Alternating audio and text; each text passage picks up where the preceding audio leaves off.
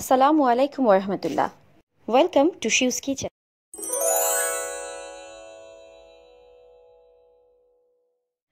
আমার আজকের recipe chicken roast.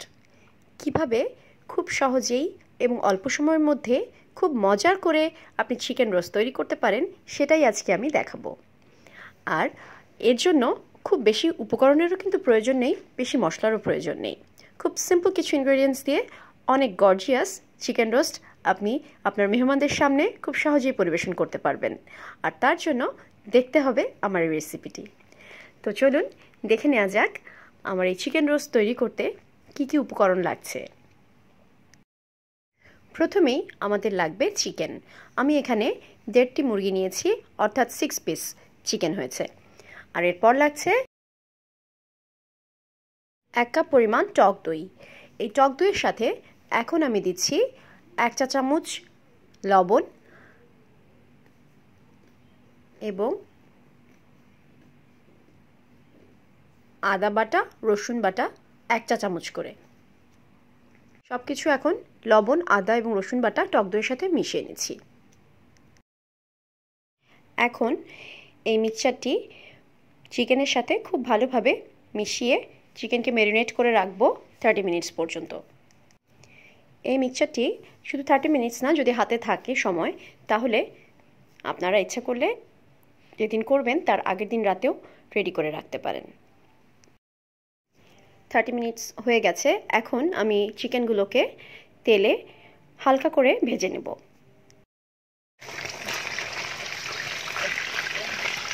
চিকেনগুলো খুব অল্প সময়ে তাড়াতাড়ি ভেজে নিতে হবে, একটু জাল বাড়িয়ে, কারণ বেশি ভাজলে এটা শক্ত হয়ে যাবে। আর আমার এই চিকেনটা দেশি চিকেন, যার জন্য খুব বেশি ভাজার প্রয়োজনও নেই। তবে ফার্মের চিকেন হলে আর একটু সময় জাল খুব বাড়িয়ে না দিয়ে অল্প আছে কিছুক্ষণ ভেজে নেওয়া যেতে পারে।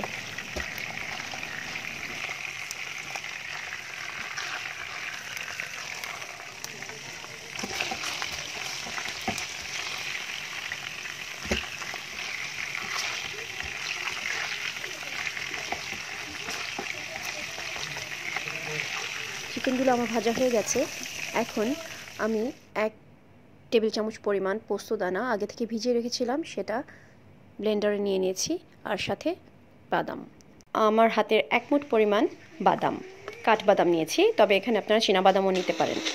এবং এই কাঠবাদাম আর পোস্ত দানা একসাথে ব্লেন্ড করে নিচ্ছি।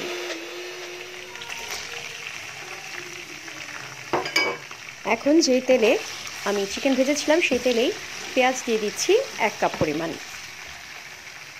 পেঁয়াজটা কিছুক্ষণ ভেজে আমি জাস্ট প্যানটা চেঞ্জ করে নিচ্ছি। পোস্ত আর কাজু বাদাম বাটাটা এখন দিয়ে দিচ্ছি। সেই সাথে ম্যারিনেট করা মুরগির সাথে যেই টক দই এবং মশলাটা ছিল সেগুলো দিয়ে দিলাম।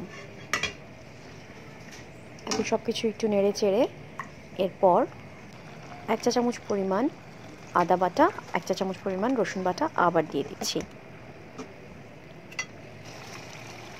এখন দিয়ে দিচ্ছি কিছু গরম মশলা, তেজপাতা 2টি, লবঙ্গ 2-3টি আর এলাচ 2-3টি। এখন আমি দিয়ে দিচ্ছি রোস্টের মশলা। রোস্টের মশলাটা আপনারা ঘরে নিজেরাও বানিয়ে নিতে পারেন, অথবা আমার মতন রেডিমেড প্যাকেট মশলাটাও ইউজ করতে পারেন। তবে রেডিমেড প্যাকেট মশলাটা ইউজ করলে একটু ঝামেলা কম হয়, সেজন্যই আমি এটা ইউজ করেছি। সবসময় আসলে বানানো থাকে না, আর বানানো থাকলে সেটা ইউজ করার জন্যই বলবো, কারণ নিজের ঘরের বানানোটাই সবচেয়ে ভালো। এখন 2 টেবিল চামচ পরিমাণ পানি দিচ্ছি, শুধু মশলাটা কিছুক্ষণ কষিয়ে নেওয়ার জন্য। ভালোভাবে এখন মশলাটা কষিয়ে নেব। কষানোর ভিতরেই যখন দেখব যে মশলাটা নিচে লেগে যাচ্ছে, তখন 1 টেবিল চামচ করে পানি দিয়ে একটু একটু করে কষাতে হবে। এখন আমি মশলার মধ্যে যখন তেল একদম উঠে এসেছে সময় মুরগির পিসগুলো দিয়ে দিচ্ছি। এই মুরগির পিসগুলো দেওয়ার সময় খুব সাবধানে দিতে হবে, যেন ভেঙে না যায় সেদিকে খেয়াল রাখতে হবে। এক পিঠ হয়ে গেলে আরেক পিঠ আস্তে আস্তে উল্টে সুন্দরভাবে কষিয়ে নিতে হবে। এখন আমি জাস্ট হালকা করে আরেক পাশ উল্টে নিচ্ছি। আর মশলাগুলোকেও নিচ থেকে তুলে তুলে চিকেনের উপরে তেল মশলা সব আবার দিয়ে দিচ্ছি, যেন ড্রাই না হয়ে যায়। এভাবে আস্তে আস্তে করে যতটা সম্ভব মশলাগুলো তুলে দেওয়ার চেষ্টা করতে হবে, তাহলে চিকেনটা ড্রাই হয়ে যাবে না। প্রায় 10 মিনিট মতো আমি কষিয়ে নিয়েছি। এখন দিয়ে দিচ্ছি 1 কাপ পরিমাণ দুধ। এটা আমি গুঁড়ো দুধকে পানির সাথে মিক্স করে দিয়েছি। আপনারা ইচ্ছে করলে ফ্রেশ মিল্কও দিতে পারেন, তবে ফ্রেশ মিল্ক দেওয়ার চাইতে গুঁড়ো দুধটা দিলে টেস্ট একটু ভালো আসে। এখন একটু নেড়ে চেড়ে এটাকে 10 মিনিটের জন্য আমি ঢেকে দিব। ফিরে এলাম 10 মিনিট পর। এখন চিকেনটা প্রায় হয়ে এসেছে। এই পর্যায়ে আমি দিয়ে দিচ্ছি ফ্রেশ ক্রিম। এখানে ফ্রেশ ক্রিমও দেওয়া যেতে পারে, অথবা আপনি মালাইও দিতে পারেন। মালাইটা হচ্ছে দুধের সরটা তুলে রেখে জমিয়ে দেওয়া, আর মালাইটা দিলেও যেমন টেস্ট হবে, ফ্রেশ ক্রিম দিলেও টেস্ট হবে। এখানে প্রায় 4 টেবিল চামচ পরিমাণ ফ্রেশ ক্রিম দিয়েছি। এটা এখন জাস্ট মিক্স করে আর 5 মিনিট মতো ঢেকে রান্না করে নেব, তারপরেই রেডি হয়ে যাবে। 5 মিনিট পরে আমার চিকেন রোস্ট একদম রেডি। এখন দিয়ে দিচ্ছি একটুখানি কেওড়ার জল, আর প্লেটিংয়ের জন্য প্রস্তুত।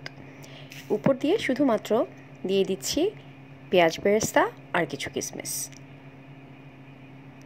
এভাবেই রেস্টুরেন্ট স্টাইলে খুব সহজেই চিকেন রোস্ট তৈরি করে ফেলতে পারেন বাসায়। আমার রেসিপিটি যদি আপনাদের ভালো লেগে থাকে তাহলে অবশ্যই লাইক, কমেন্ট এবং শেয়ার করবেন, আর ঘন্টাটা বাজিয়ে রাখুন, তাহলে আমার নেক্সট ভিডিও নোটিফিকেশন পেয়ে যাবেন। সেই সাথে সাবস্ক্রাইব করতে কিন্তু একদম ভুলবেন না। ধন্যবাদ সবাইকে।